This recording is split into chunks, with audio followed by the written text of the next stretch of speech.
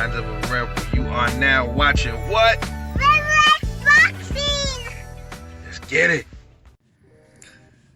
So Eimantas Stanionis got the 12th round decision over Radzhab Butaev in what was the best fight this weekend out of all the fights, even out of the main event. You had a lot of back and forth between these dudes. This is what you call a fight. You know, I don't care if the other fighter is a mover and he's moving around punching, or if he's standing there punching in the pocket. At least throw some fucking leather, for Christ's sake. Jeez.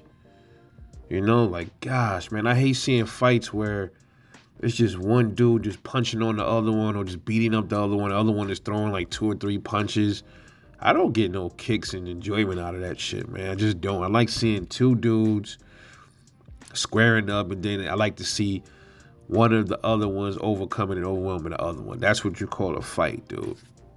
The other one, they both giving it all they got, and then one of them is just overwhelming and just start just pulling away from the other one. That's the kind of fights I like, intense fights. And none of those fights Saturday did that for me, but this one right here. And I knew it because I said in the prediction that I was looking forward to this fight, and I think I was more excited for that fight than I was for Spence versus Ugas. I definitely was, and they proved me right. Why?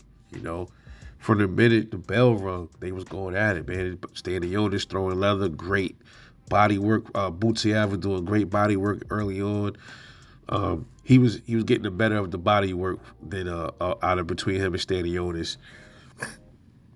But you could clearly hear Stanionis' punches was much more crisp, it sound more harder.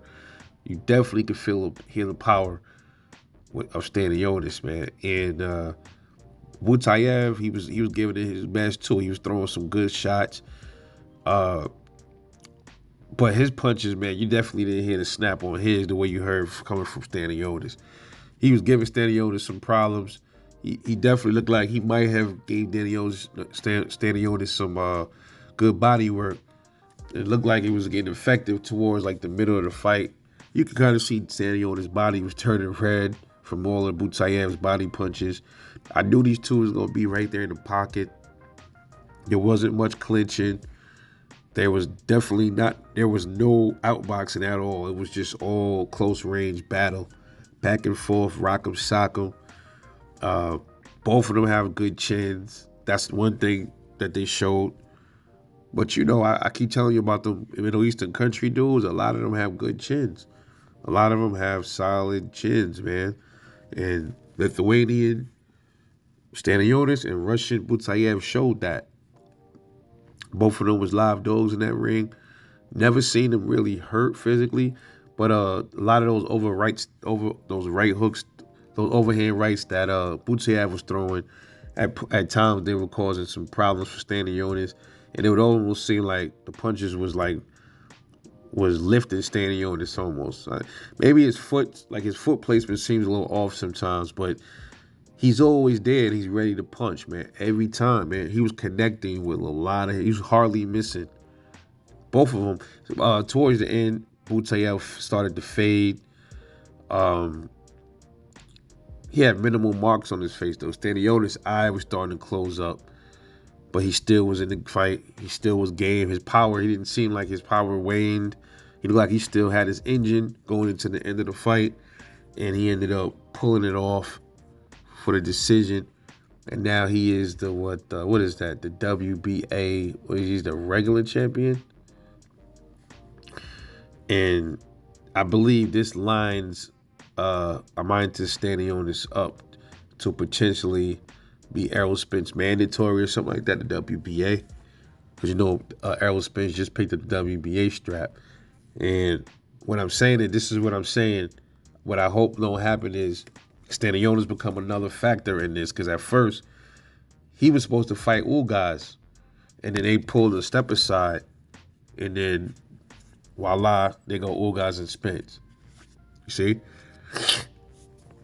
So I don't know how that's gonna work out. We all have to keep our fingers crossed. We just hope that no funny business getting in the way of this Spence versus Crawford fight, man. Because I just spoke about this not too long ago.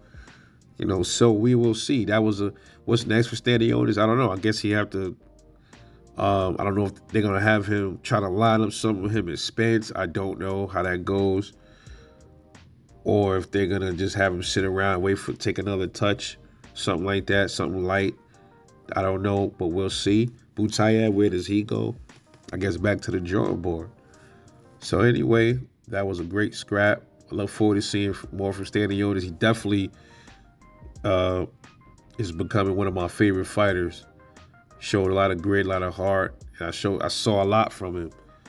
And he's definitely got much better than he has been.